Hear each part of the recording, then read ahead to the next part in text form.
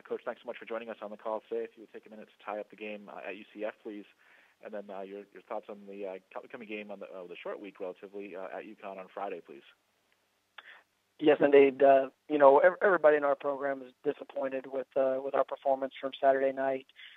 We were playing a really good Central Florida team that came out and really got after us in every phase of the game. And so our guys, I love their effort. They played till the end, but we didn't execute the way that we need to. We turned the ball over.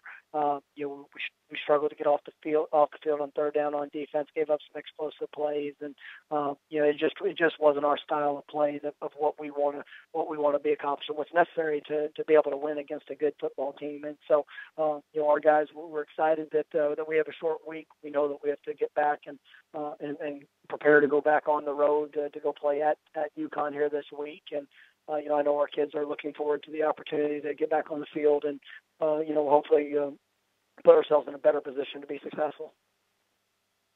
We'll take questions for Coach Norvell. Please star 1 on your telephone keypad to join the queue. Then the operator will introduce you. We'll go next to Dan Tortora with wakeupcalldt.com. Good afternoon, Coach. How are you? Doing well, Dan. How about yourself?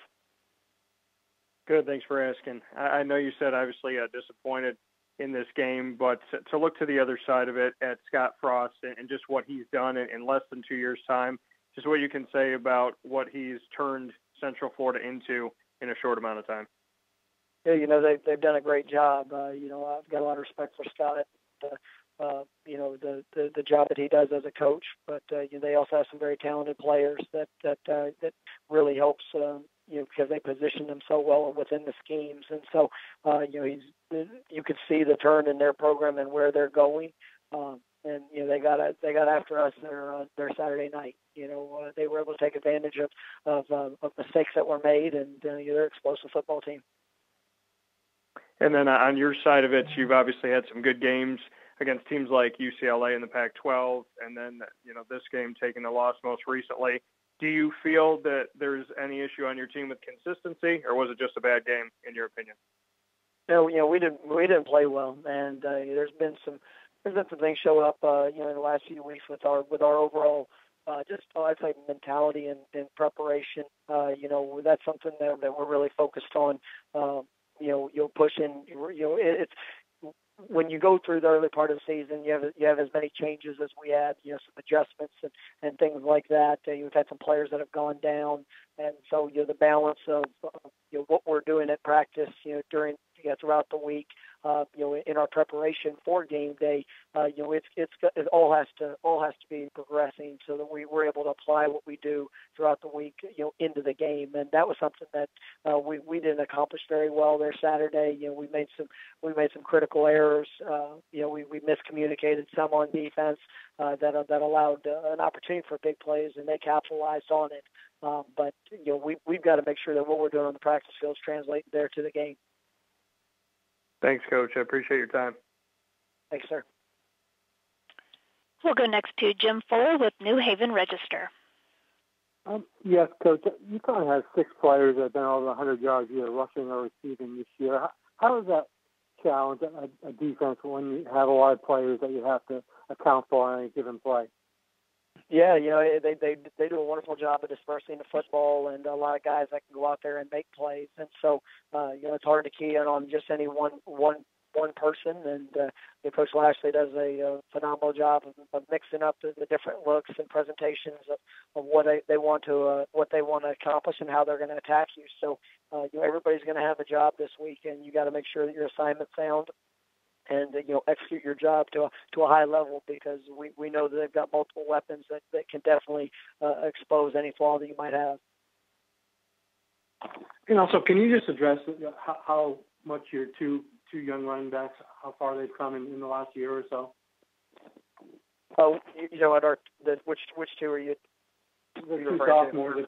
Yeah. Are you talking about Henderson? Okay, Henderson and Taylor. Yep.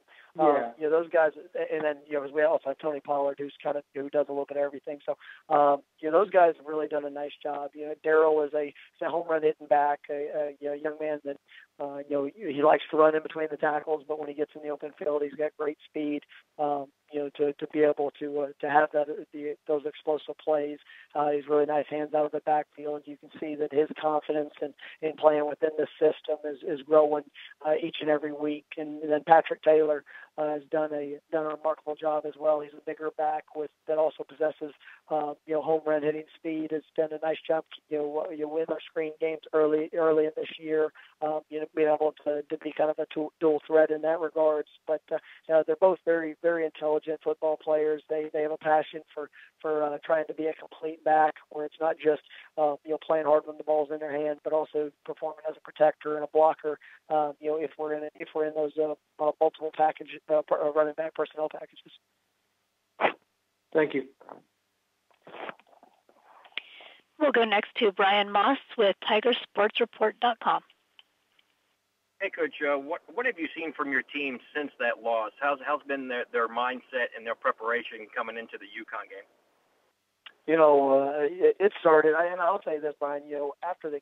Throughout the game, even there in the last moments of the fourth quarter, but one thing I appreciated were the eyes of our players, and you can tell that we've got a football team that truly cares about what we're trying to accomplish and the people that we get to go to work with and play with, on this football team. But they're disappointed, and I think everybody was embarrassed on the performance that we had.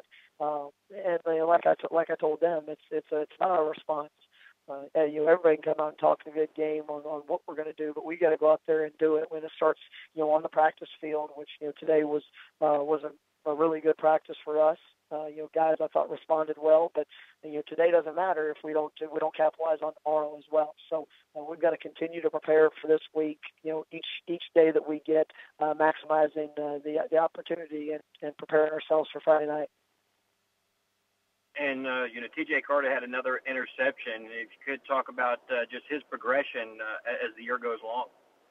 Yeah, TJ, has been so very proud of him, for a true freshman to come in and play at the level which he's playing week in and week out. You can see the confidence building, not just as a cover guy, but what he does, the physicality he brings, there to the corner position is something that, I like. And I think that as he continues to get more games under his belt, that you're going to see him, continue to play at a higher level. And, we had high expectations when he came in. He's definitely living up to what we thought.